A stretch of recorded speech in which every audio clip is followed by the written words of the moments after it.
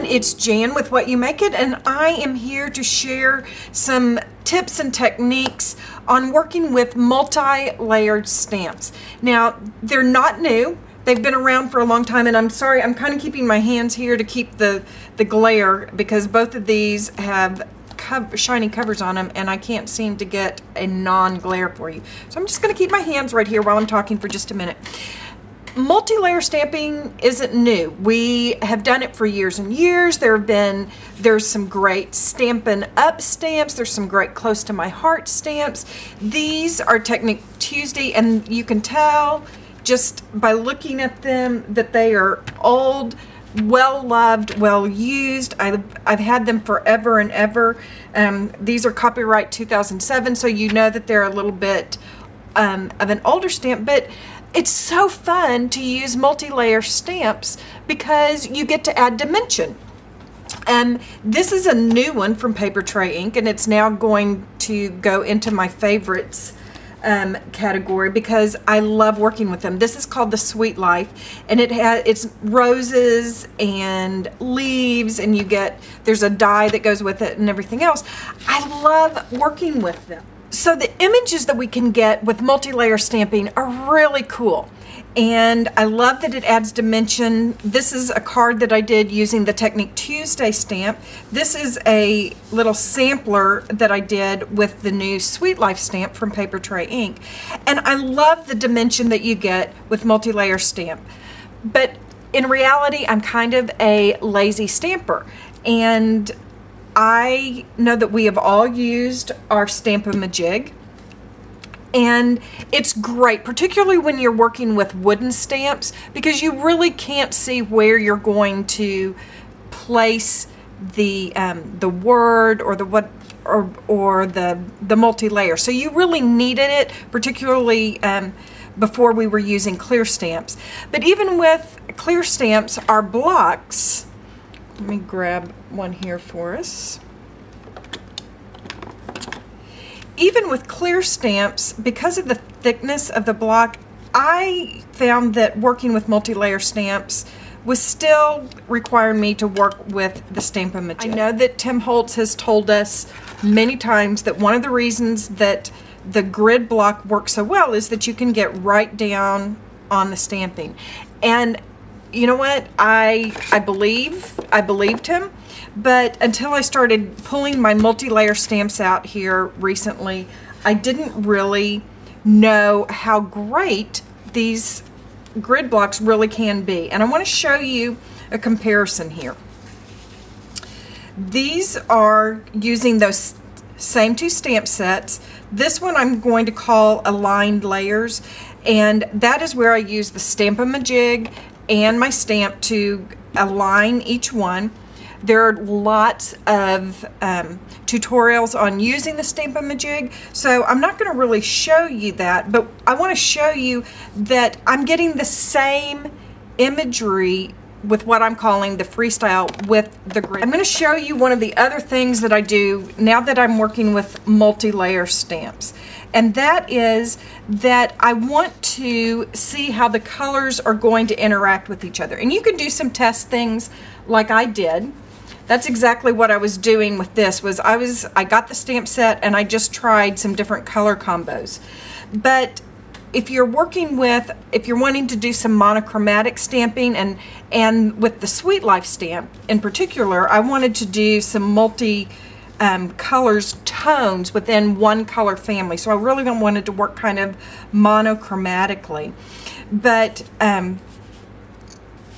one of the things that I do to get ready for that is that I prepare some little color test strips of colors I'm thinking about using. And a key here is to use the same paper to make your test strips that you're going to be stamping on, because if you're using a little off-white, or if it is a bright white, or even I do that. I was doing some yellow on yellow the other day, so I did a yellow test strip just to check. So I put my colors out here and I can hold them up to each other, and I'm actually going to show you a funny thing, a cool thing that I discovered. I stamped this rose right here with Berry Sorbet. It's a Papertrey ink. Really pretty color. But then I started looking, and I did it with a gray outline, and I really didn't like it. So look at this one up here. Let me get this up here. Sorry, I know it. I liked it better with the monochromatic. I like this monochromatic, but I was looking at the pinks and I just really didn't see anything that I liked. But I had my orange test strip and I looked at it and I realized that the terracotta tile looked really good, or would make a nice accent color with that Berry Sorbet. So making these color test strips are a great idea. Regardless, you may find some new color combinations that you like. So let me show you using this Sweet Life stamp. I've put all of the, can you see that? I've prepared my grid block basically in the 3 layers. I have the base layer, the middle layer, and the top layer. And I've put them all in position. And let's do this color combination right here, which I believe, let's look at my pinks here, I believe is Hibiscus Burst, Raspberry Fizz, and Pure Poppy. I'm going to turn my stamp over and add ink to it, particularly when you're working with a solid image stamp and you want good ink color coverage. I usually turn my stamp over and add the ink from there. Now I'm going to turn this over, and this first step, it really doesn't matter where you place it. Put it wherever you want it to be. And we'll clean that off. And now I'm going to move to the second one. And this one, I want to use the intermediate color. So I'm going to go with Raspberry Fizz. I've zoomed in here just a little bit so you can see really well, but as I bring the grid block, of course the light's going to shine here.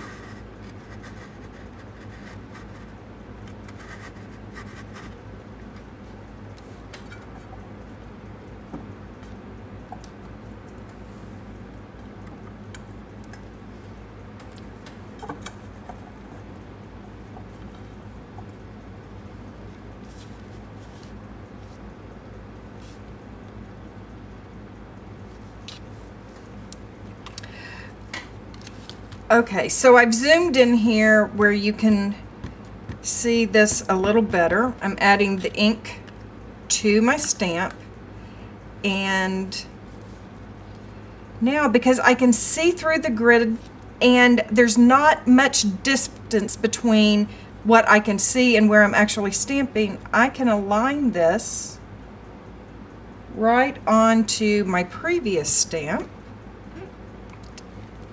Give it a good press and pull it off. I think that's really, really, really pretty.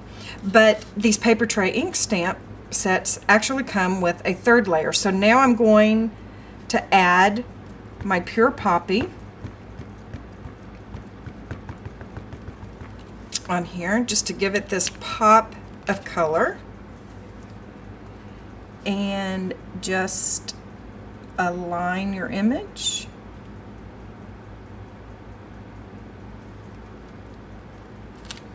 You can see here that all 3 of these images, this one that I did the old-fashioned way using my Stamp-A-Majig, this one that I just had done previously, and this one that I did right in front of you, you get such a great end product without having to spend as much time. I hope that this is a fun little tutorial for you. Have a great week. Be sure and take some time for some play, and I'll be back with something to share again soon.